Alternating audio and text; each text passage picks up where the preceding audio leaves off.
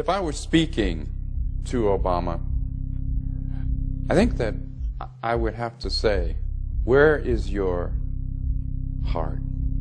Where is your integrity? Where is your humanity? Do you know what those words mean? Do you have any concept of what those words mean? You have used and abused and hurt all the people, including black people, and you continue to do so. You speak in your fancy language, using your fancy rhetoric, but you continue to hurt the people nationally and globally. Are you human? I would have to ask you, Barack Obama, are you human? Do you even know what being human means? It's important to understand, for those of you who have not seen the Obama Deception, the first particular film, please check it out. Let's understand that the Obama Deception is much, much deeper than being merely an Obama deception. In fact, what it is a continuation of the same old agenda, the same old disempowering, manipulating, and controlling agenda. Now, why was it important? Why was it important that Mr. Hope and Change, Mr. Barack Obama, now known as Drone Man in the year 2013, Obama, why was it important that the power elite push him to be top dog, as it were, you know, or maybe we should actually say top murderer. But anyway, why was it important? Well, it was important because they used this.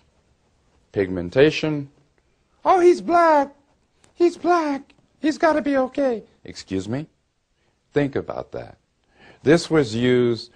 This is how I often speak of how racism, I call it an introverted, or inverted rather, an inverted racism, where Obama knew full well that he was being installed by the powers that be, whether they be left, or whether they be right, or whether they be liberal, or whatever they want to call themselves. Obama knew full well that his job would be to continue the agenda for the power elite.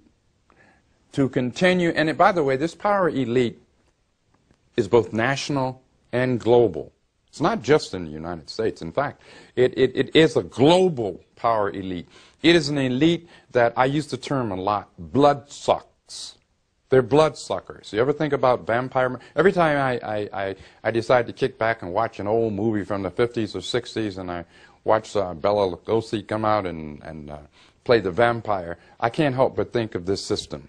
Because they're sucking the blood economically, politically, socially, culturally. They're sucking our blood in that sense. Obama serves as, at this point in time, the number one bloodsucker, or at least in terms of his usefulness, and I put the word usefulness in quotation marks, because he certainly is not useful for everyday black, white, brown, red, and yellow people. He is the antithesis, if you will, the antithesis of the needs, wants, and desires of the people. So let's remember that that deception is a continuation of the deception that started eons ago. But Obama was the right person, in quotation marks, at the right time to continue to dupe the people. That's why you had Republicans coming out, oh yes, Obama. Democrats, oh yes, Obama. Hey folks, whenever you see that, you better stop and think. You better stop and think. Because both of them, Democrats and Republicans, their so-called leadership, and I call it their misleadership, feed from the same corporate, national, and global trough. So the Obama deception is a deception against all of the people. nationally and globally. And I want you to keep that in mind. It's important that we keep that in mind. It's a national and global deception. The wars, the perpetual wars that we have, the perpetual corporate hegemony, and all I mean by corporate hegemony is domination. Why is that? Did it happen by osmosis? No, it happened by design. This is going on by design. All right? We have to understand that. It's not that complicated. Actually, it's very simple. You know, they say that the best tricks are the old tricks, and the old tricks are the best tricks. You know why? Because they work. But the old tricks stop working once people wake up, because you can't fool all the people all the time. And more people are waking up to this deception. And it is a despicable deception. All of us have been deceived, regardless as to what ideology we may think we adhere to. We have all been deceived. We have allowed ourselves to be deceived. And this just goes on and on and on in a circle. It's cyclical. But what we have to do, break out of the box, break that cycle. We can do that. We've got to do that. You know, somebody once said that every generation needs a new revolution. No, that wasn't Malcolm X. That was Thomas Jefferson. And he was absolutely correct. It's important to understand that what we, and when I say we, I'm talking about we, everyday people of humanity, everyday ordinary people, are dealing with, is we're dealing with creatures, dare say I human creatures, who really lack, as in L-A-C-K, they lack the human qualities that all of us should have. In other words, no empathy. Empathy. I didn't say sympathy, I said empathy for humanity. It's important to understand that the national global elite is aware that ultimately by dumbing us down, by clamping down on the free flow of information, by propagating disinformation, that ultimately their blood-sucking and by killing Mother Earth will lead to their own annihilation. Then why do they do it? Because, my friends, they are avaricious. Again, it's sort of like a vampire who sucks the blood. It's like they have an insatiable appetite that can never, ever be filled. They are soulless, without soul. Without soul. And all of us should have somewhere deep in our own human being, deep in our being, as humans, we should have souls. But we're dealing with an elite, a national and global elite, who lack that. Instead, they are willing to destroy us all, if only for the pleasure, ever so short-lived, of greed, of trying to fulfill their insatiable greed, of taking over a world, even ultimately a world that if we allow them to do it, will ultimately be destroyed by them. So it's our obligation to recognize and to understand that literally, quite literally, everything is at stake. These folks, though they may smile, just as Obama smiles, he smiles. But when I look at his smile, I see only death. I see only drone missiles. I see only lies and deceit. But it's not just Obama. It's all that he represents. Perhaps one of the most insidious and sadistic things about the continuation of this agenda to control, to manipulate, to bloodsuck people all over the world, including in this nation, on the part of Barack Obama and his minions, is the fact that this is well thought out.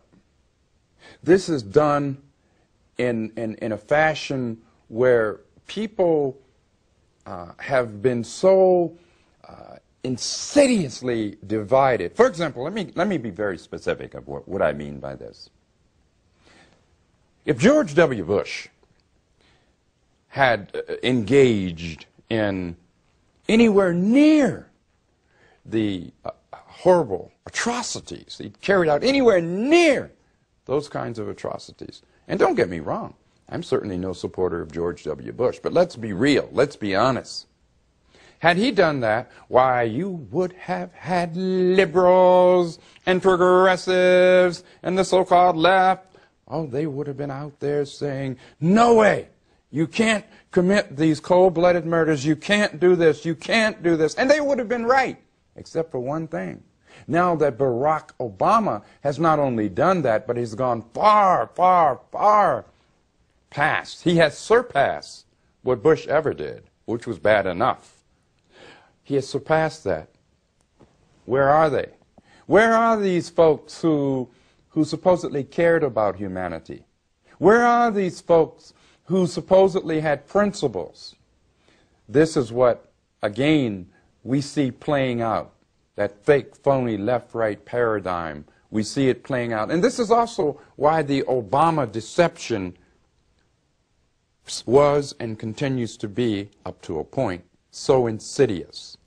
So very, very sinister and insidious. So let's remember that we collectively, and I say collectively, all I mean is across the board, that we are the ones who can, we're the only ones, in fact, who can break through, who can dispense with that deception. The Obama deception, no more. No more Obama deceptions, whatever name they may give it. No matter. And it's not about Democrat or Republican. It's not about blood-sucking. It's about all the people. All the people. That's what this is about. No one's sitting here, I'm not sitting here and saying, oh, vote Republican. By no means, I'm not saying that. I'm not sitting here saying, well, vote for a better Democrat. No, I'm not saying that. I'm saying vote with your feet. Vote with the people. Everyday people who look and act and care and think and feel just like you, of all colors, the colors of the rainbow, all of us. That's who we vote for and with. You know, I'm reminded of something that W.E.B. Du Bois said. He said, may God forgive us if we ever again vote Democrat or Republican. This was W.E.B. Du Bois. Look it up. Check it out for yourself.